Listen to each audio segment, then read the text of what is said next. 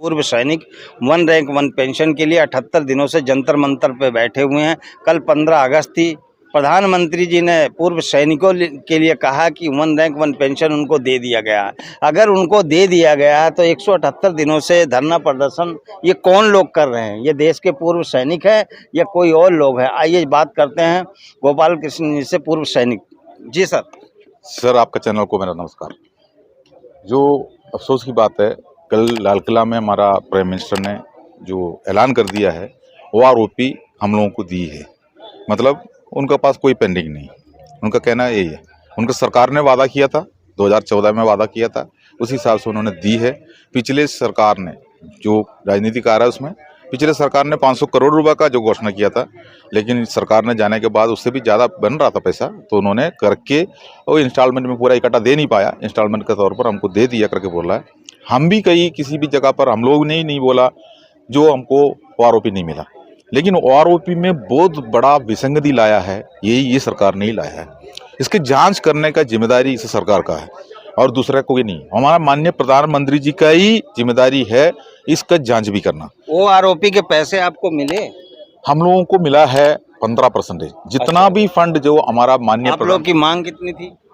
जो माननीय प्रधानमंत्री जी ने जो फंड निकाला है OROP के नाम पर, OROP सिर्फ आतरेज सिपाही से लेकर सूबेदार मेजर रैंक तक का ही है। उसका आगे के लिए किसी को उसके लिए आतरेज नहीं है। हिंदुस्तान के अंदर किसी भी डिपार्टमेंट में भी आतरेज नहीं है। इसलिए आतरेज नहीं है जो उन्होंने 60 साल की उम्र में पेंशन आता है, लेकिन जो कम उम्र में आता है वो मजबूरी में आना पड़ रहा है। सेना में युवा चाहिए, उसका वजह से हम लोगों को मजबूरन अपना सेना का सर्विस छोड़ना पड़ता है। जो उसी की वजह से हम लोगों को बाहर आने के बाद हमारा सैनिक कल्याण के द्वारा यानी पुनर्वास का द्वारा हमको जो हमारे लिए पुनर्वास भी दिया जाता है। लेकिन ये सब टप है, किसी भी जगह पर हम लोगों का कोई भी बात नहीं सुनते हैं, तो बाहर आने के बाद हमको अपना पेंशन से गुजारा करना पड़ता है। माननीय प्रधानमंत्री जी को मैंने एक कैलकुलेशन बताना चाहता हूँ। जो सेना का साथ में प्रधानमंत्री जी खुद जाके बॉर्डरों में जाके मिठाई खाता है, हमारे साथ में खाना भी खाया हुआ है, हम तहे दिल से बिल्कुल धन्यवाद करता हूँ। वो बिल्कुल अच्छी जो एक प्रधानमंत्री है, इसका पहले किसी प्रधानमंत्री ने ऐसा नहीं किया, तो हम लोग गर्व है इस पर। लेकिन हम उनको ये भी कहना चाहता हूँ, जिसके साथ में वो खाना खा रहे थे, जिसके साथ में वो फोटो खींच रहे थे, जिसके साथ में वो वीडियो बना रहे थे, उन लोगों का दुख दर्द भी वो थोड़ा जानने का कोशिश करना चाहिए था। एक तो जिस जगह पर वो गया है उस जगह पर जवान और जैसे गुलामी में रहता है, जो कि वहां पर जो ब्रिटिश काल में बना के गया हुआ वही 1911 का जो सेना का कानून उस जगह पर मौजूद है। उसको ऊपर जानने का कोई कोशिश अभी तक 10 साल हो चुका है, हमारा सरकार ने, हमारा माननीय प्रधानमंत्री ने उसका सूद लेने का भी कोशिश नहीं की, जो कि हम लोगों ने हर मेमोरेंडम में इसका बारे में भी लिख के भेजा गया है। सरकार को पता है, माननीय प्रधानमंत्री जी को भी इसके बारे में जानकारी है। दूसरी बात यह है, जो हमको जो OROP जो दी है, हमारे लिए अतरेज है, हमें दी है, वो हमारा में उसमें चल करके हमारे पास एक मौजूदा कानून भी वहाँ पर पहले से है, जो कोशियारी कमेटी डिफेंस मिनिस्ट्री में पहले से चल रहा है।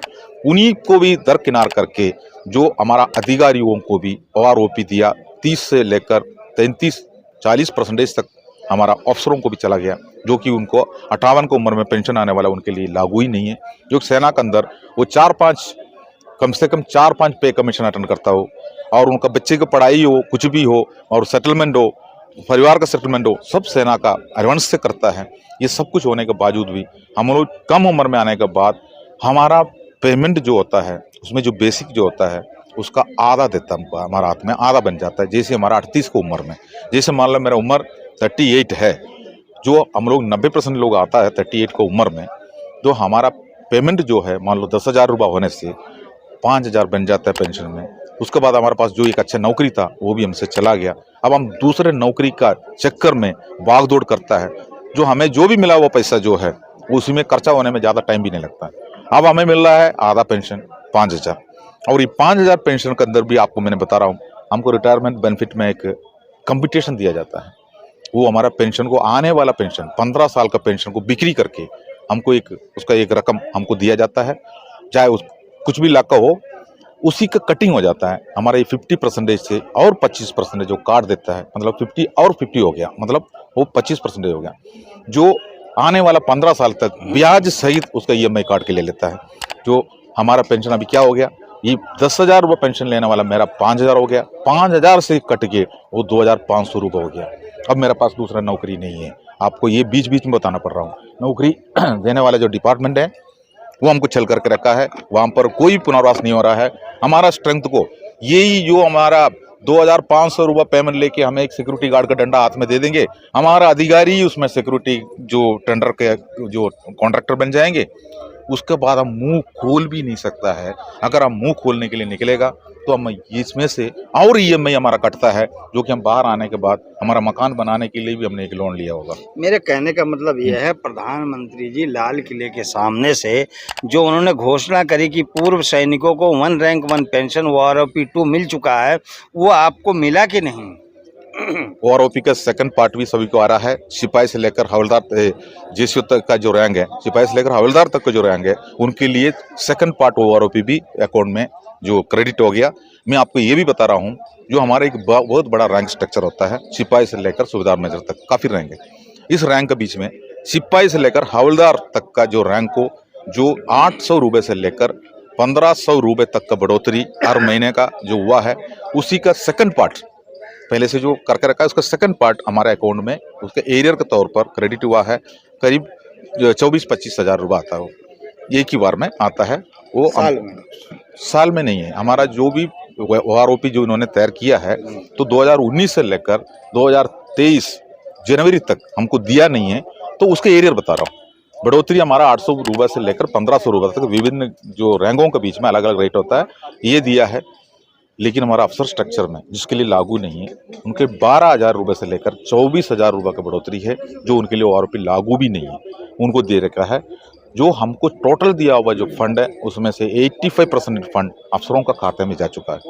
लेकिन प्रधानमंत्री जी जो बोल रहा है, उसके बारे में ये नहीं बोल रहा हूँ प्रधानमंत्री जी को इसके बारे में कोई जानकारी नहीं है। जानकारी है, लेकिन सरकार के पास हिम्मत नहीं है, इसको ऊपर रोक लगा है, इसके बारे में जांच करे, जांच करके हमें जो निचले जो रैंकों को न्याय दिलाए, ये उसके लिए हो ही नहीं है।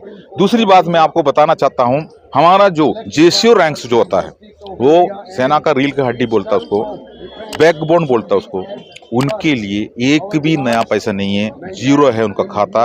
उनका पास SMS पहुंच रहा है, आप इसके लिए एलिजिबल नहीं है। अगर उसका डेथ हो गया तो उनका वाइफ को भी यही है, और उनका जो JCO का फैमिलीज के लिए भी एक नया पैसा नहीं है। JCO रैंक के लिए एक नया पैसा नहीं है, JCO उसका फैमिलीज के लिए एक नया पैसा नहीं है।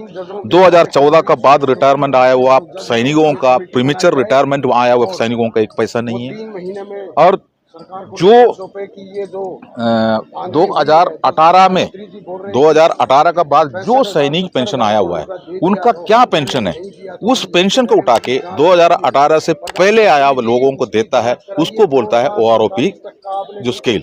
तो 2018 से लेकर 2023 तक जो लोग आए हैं 4-5 साल के अंदर, एक बड़ा स्ट्रेंथ है वो, उसके लिए OROP नहीं है।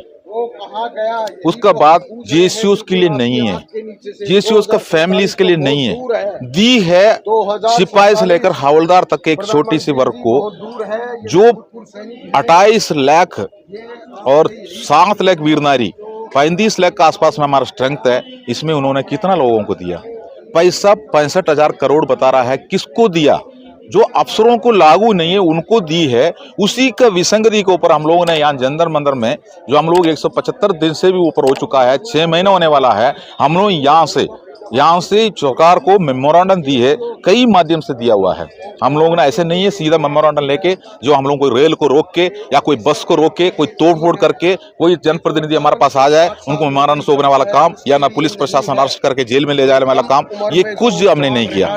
तो ये सब चीजें जो सरकार को भी पता है, लेकिन अब हमारा परीक्षण ज्यादा ले रहा है। हमारा 1-2 आदमी बीमार हो चुका है, 1-2 आदमी का डेथ भी हो चुका है। सब कुछ इस जंतर मंतर में मैंने देखा है। जंतर मंतर में मैंने ये भी देखा है, जो 6 महीने के अंदर यहाँ पर ऑटो रिक्शा वाला हो, ट्रक ड्राइवर वाला हो या मनरेगा वाला हो, जो पुराना पेंशन बहाल करो करके केंद्रीय कर्मचारी का जो कर्मचारी यूनियन से आया हुआ है, हर लोग यहाँ आके धरना दे के गया है। लेकिन हिंदुस्तान का किसी भी डिपार्टमेंट का कोई भी अधिकारी वर्ग, क्लास 1 अधिकारी हो, क्लास 2 अधिकारी हो, इस जगह पर धरना देने के लिए अभी तक हमने नहीं देखा है। हिंदुस्तान के अंदर एक खास वर्ग को जीने का अधिकार है, जो नेता बनने के बाद जीने का अधिकार है। इसलिए 2024 में कौन नेता बनना है, कौन नेतागिरी में जाऊं, इसी के पीछे बागदौड़ चल रहा है, टांग की जदानी उसी के पीछे हो रहा है, हर डिपार्टमेंट में यही हो रहा है। इसका फायदा सरकार उठा रहा है, अपना निमन उनको लगा कर रखा हुआ है, जो उनको लालच दे के रखा है। ऐसा भी कुछ जैसे जवान हमारा साथ में छल करने में लगे हैं, लेकिन हमारा आसानी से काम हो सकता है। मैं आपको एक बात बता रहा हूँ, हमारा फेडरेशन ऑफ वेटरन एसोसिएशन का जन्म यहाँ पर हुआ है, इस जगह पे हुआ है, ये पहले से नहीं था। इसमें हम लोगों ने बायलॉज रखा है। बायलॉज ये है, इसी के अंदर राजनीतिक नहीं होना चाहिए, अफसर नहीं होना चाहिए। अगर हमारा देश पर का पूर्व सैनिक जैसे जवान अगर मन में अगर संकल्प ले लेता है, हम राजनीति छोड़ दी, हम अफसरों का संगठन छोड़ दी, सीधा आके एफए में हाथ मिला दे, सरकार को हम 1 मिनट के अंदर हिला सकता है। हमारा रातों रात वहां तिजोरी खोल देंगे, हमारा विसंगति दूर कर देंगे। अब विसंगति जो लाया हुआ उस अधिकारियों को जेल का कटघरे में वो खड़ा कर देंगे, वहां जाके वो कोर्ट कचहरी में उसको खींचेंगे, जो तिहाड़ जेल में उनको बंद कर देंगे। उसका बाद 2024 भी जीतेंगे। उसके बाद अपना अपना क्षेत्र में चले जाओ, जिस राजनीति पार्टी में काम करना कर लो, जो अफसरों के साथ में अगर मिलना तो मिलो, लेकिन ये करने के लिए तैयार नहीं है हमारा जेसीओ जवान। इसी की वजह से, इसी जैसे जेसीओ जवान की वजह से 75 साल से हिंदुस्तान आजाद होने के बाद भी सेना के अंदर गुलाम प्रथा आज भी जारी है। हम जेल के आया हुआ है और वो अभी भी जेल रहा है। हम ये दुनिया छोड़ के जाएगा तो हमारा परिवार को भी फैमिली पेंशन का नाम पर यहाँ जेलने के लिए छोड़ के जाएंगे। हमें कोई भी जिम्मेदारी तो लेना है। जो मर्द बन के कम से कम जी के दिखाओ, फौजी बन के उधर जी के आ गया।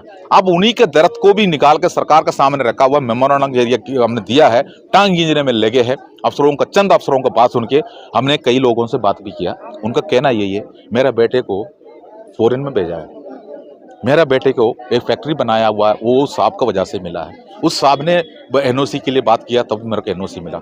उसने मेरा बेटा को वहाँ से वापस भी ला सकता है, वो फॉरेन में रहता है। वो मेरे को डॉक्टर का पढ़ाई के लिए उन्होंने मेरे को उसके लिए भी जो रिकमेंड किया है। इसी जैसा मजबूरी, उसी जैसा मैं आपको बता रहा हूँ, एक सिक्योरिटी गार्ड भी लगा होगा, 20,000 रुपये तनख्वाह लगा होगा, उसको 10,000 जेब में डालेंगे, 12 घंटा ड्यूटी भी कराएंगे, 10,000 उस अफसर खाएंगे। उस बंदा भी मजबूर है। उस साहब ने मेरे को नौकरी दिया है, मैं अगर जंतर मंतर में आ जाएंगे मेरे को नौकरी भी चले जाएंगे, मैं ईएमआई कैसे चुका दूं, मेरे पास कोई पैसा नहीं है। ये मजबूरी का फायदा हमारा सेना का अधिकारी उठा रहा है, जो सीनियर अधिकारी सरकार के सामने बैठ के यही काम कर रहा है। उन्होंने बनाया हुआ नेशनल कमिटियों ने, उनका जो कमिटी के अंदर जो कमिटी मेंबर जो बना कर रखा है, उनका फैक्ट्रियों को चमकाने में वो भी लगे हैं अफसरों का नाम लेके। ये सब कुछ होने की वजह से गुलाम प्रथा आज भी जारी है। हमारा वो आरोपी के ऊपर निर्णय भी नहीं हो रहा है, इसलिए प्रधानमंत्री जी ने इसी जैसा ऐलान कर रहा है। प्रधानमंत्री जी की जिम्मेदारी है, हमने मांगा है 3 जज का कमेटी, 3 जज का कमेटी का मांग किया हमने, पैसा नहीं मांगा। 3 जज का कमेटी बनाइए, कमेटी के लिए टाइम 3 महीना का ही दिया है। 3 महीने के अंदर हमको जो बोलना है, हम जैसे जवान उनको बताएंगे, हमारा अफसर को जो बोलना है वो उनको बताएंगे, लेकिन हमें ये कमेटी चाहिए, हम इसका मांग किया है। लेकिन माननीय प्रधानमंत्री जी ने जंतर मंतर में बैठा हुआ सैनिकों को अनदेखी करते हुए कल लाल किला में घोषणा कर दिया, हमने सब दे दिया। लेकिन ऐसे हमारा प्रधानमंत्री जी को हम ऐलान करके और सरकार आने वाला टाइम पर बनाने का मौका हम नहीं देंगे। हम घर से बाहर ही नहीं निकलेंगे, हम वोट डालने के लिए हमारा जैसे जवान बाहर नहीं निकलेंगे, और अगर किसी ने निकल भी गया हम नोटा का बटन दबाएंगे। प्रधानमंत्री जी ने कल वादा किया लाल किले से कि क्या नाम, पूर्व सैनिकों को 1 रैंक 1 पेंशन दे दिया गया। देखिए आप, मुजवानी गोपाल कृष्ण जी पूर्व सैनिक हैं, इन्होंने कहा जो कुछ मिला एरियल था, वो 24,000 रुपये हमारे जो मिलते हैं। आपको क्या लगता है, कमेंट बॉक्स में ज़रूर बताएं। जय हिंद, जय भारत।